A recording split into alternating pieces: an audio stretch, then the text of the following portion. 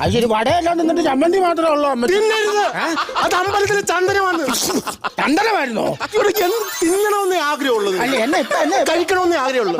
ഞാൻ നാണം കെട്ട് തൊലി ഉരിഞ്ഞിട്ട് വരുവാ. ഞാൻ എന്നാടാ രാജേന്ദ്രന്റെ മോടെ കല്യാണത്തിൽ പോയത് നിങ്ങൾ? ഞാൻ പോയി. എന്റെ പൊന്നെ മോനെ, നല്ല കല്യാണം. ഇങ്ങനെ വേണം കല്യാണം നടത്താൻ.